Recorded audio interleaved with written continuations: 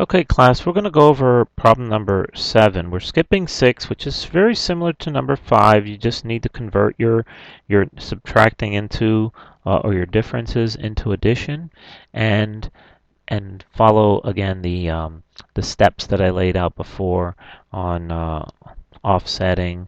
You're going to get a little more comfortable with understanding what you're doing, and at some point you're not necessarily going to write the offset. You're just going to think your way through it, and your mind will get to that answer.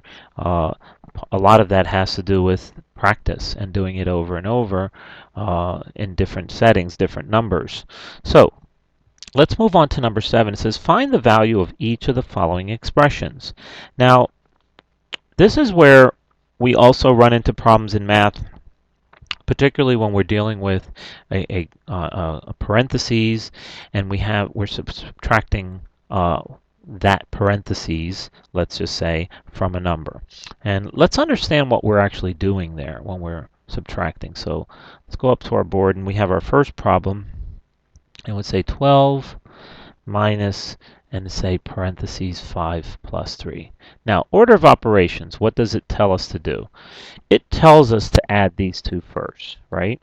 So what do we have? Well, I'm going to go across and say 12 minus 8. Okay, and what does that finally give us? Well, that gives us 4. Well, that's fine and wonderful when we're dealing with numbers and we're dealing with terms that we can actually add and subtract, but we're going to have variables in the future. And we need to understand how we approach what we're actually doing here. Well, remember, going back to what we said, we're going to do the parentheses first, order of operations, and it's because we're saying that 5 plus 3 is equal to, or excuse me, 5 plus 3 is being subtracted. All of this is being subtracted from 12. You remember the problem, had we rewritten it according to that problem we did earlier in a previous lesson, had we done this in this order without the parentheses, our answer would have been quite different, wouldn't it? It would have been 12 minus 5, which is 7, plus 3, and our answer would have been 10. By simply not having the parentheses here, we have actually changed this particular expression. We have changed it because we did not say add the 5 and 3 together. Now, because we have to follow the parentheses, we should understand there are other things that we can do with that parentheses, in other words, so that when we don't have true values such as 5 and 3 and we have variables, how can we get rid of this parentheses? How can we release ourselves of the parentheses, so to speak? And I'm going to show you something, and we didn't necessarily cover it in this chapter, but we're applying something we learned in chapter 1, which is called the distributive principle. Okay, now I could rewrite this first and say, what did we do? We subtracted all of 8 from 12. Did we not? We subtracted all of 8 from 12. I could even say this is actually like a series of subtraction. It would have been 12 minus 5 minus 3. Aren't we subtracting both 5 and 3? We're doing it over here, right? We're saying subtract 5 and subtract 3, which would be subtracting 8. So the question is, how did this become, over here, a negative or a subtraction problem? How did that happen? Well, again, let's just look at this from a logical standpoint. We're subtracting all of 8, okay? And if I were to break that down, that 8 into ones, let's just say. So I subtract 1. Let's say I come and I have 12 cookies, right? Started off with 12 cookies, and I came in and took 1. So I have 11 cookies. And so I took 2. Let me just make a little line here. And then and these cookies are so good, by the way. They're my favorite. They're like these chocolate chip cookies that they're soft in the middle, but they're kind of crispy on the edges. I don't know if you've ever had them, but they kind of, maybe they were a little burnt a little, and it gives it another flavor. So we have 1, 2, 3, 4, 5, 6, and then I went in and I took another one. Now, I'm getting to a point I'm probably going to get sick, but you shouldn't do this. By the way, I'm not encouraging that you eat all the chocolate cookies, especially if you have a dozen. So I had 1, I had 2, I had 3, I had 4, I had 5. I started getting nauseous, but I liked them. I had 6. I had 7. Uh-oh. And after the 8th one, I'm not going to tell you, but, you know, I could have gotten sick by that point, maybe. Maybe you would have been fine, but it's quite a bit of cookies for me. So the answer here would have been 4, right? Because we would have subtracted, I would have had 11 at this point, then I would have had 10, then I would have had 9, then I would have had 8, I would have had 7, 6, 5, and at this point I would have subtracted one more, I would have had 4. Okay, so what did we do? We subtracted 8, but we did it in a series of 1, 1, 1. I didn't just take all 8 and shove them into my mouth. I didn't take 5 and shove it into my mouth and then go for another 3. I ate each one individually, so you can actually break down this subtraction into a series of subtraction. 12 minus 1 minus 1 minus 1 minus 1, all the way down until I minused 8 times, which means I just subtracted 8, which would have given me 4 cookies left, okay, and a tummy ache. But let's go back here and say, well, how can we deal with this? How can we deal with this using the distributive principle? And this is sort of a little peek into what we're going to really be doing in the future. Let me just get rid of this and say, how can we approach this? Well, remember that 1 is always hidden, right? Show me the number 5 as an expression of multiplication. Well, I could say 5 times 1, right? Hey, it's equal to 5, right? And I can do that with anything. Anything times 1 is itself. In this particular case, we're going to multiply over here this by 1. Now again, I'm just giving you a sneak peek into what we're going to do with the distributive rule. But it's important that you learn that there's a 1 here. There's 1 times this, 8, right? I could just write 1 times 8, right?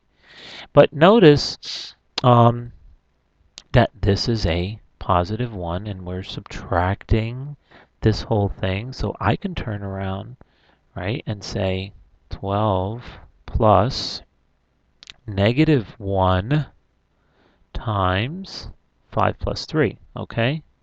I changed that into a negative. And in doing so, now I can multiply. And what do I get? Well, negative 1 times positive 5. Remember the distributive rule. I'm going to multiply here first, then I'm going to multiply here second.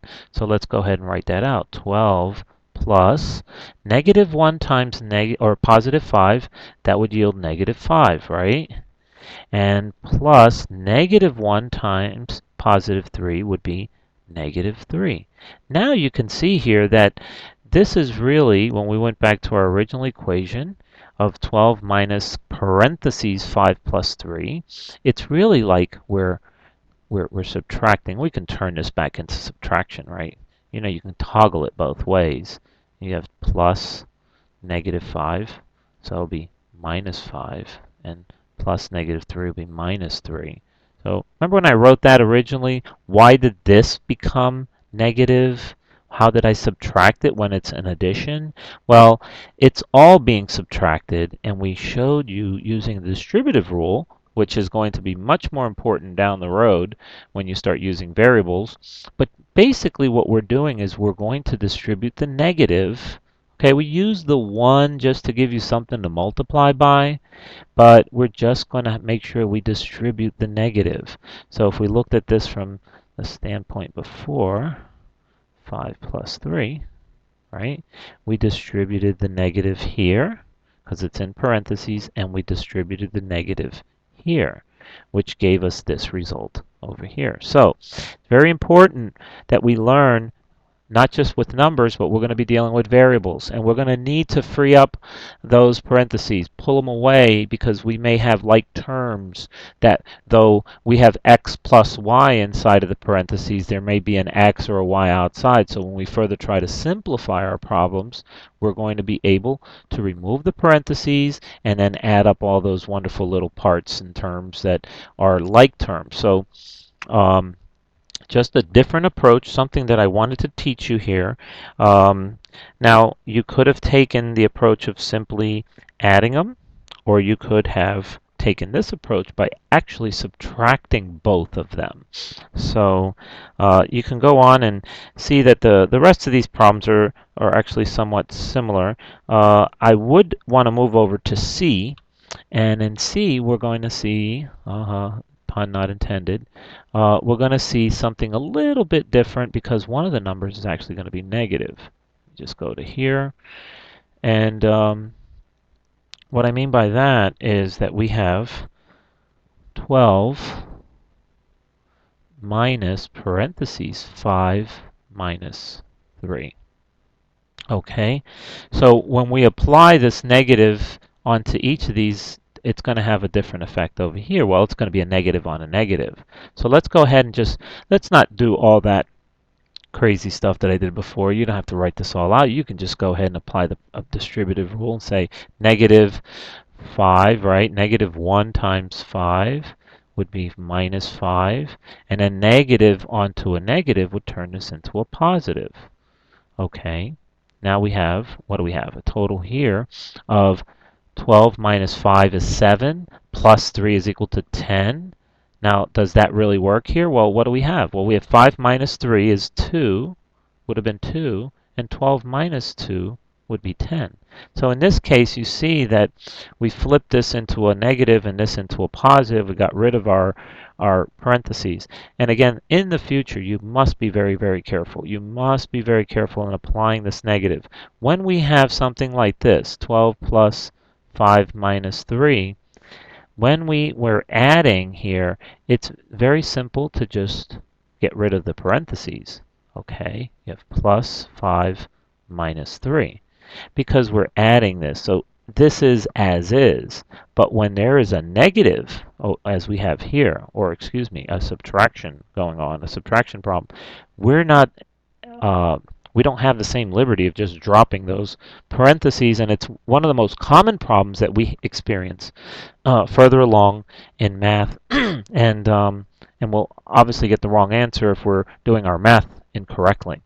So that covers number 7. We'll move on to number 8 in another video.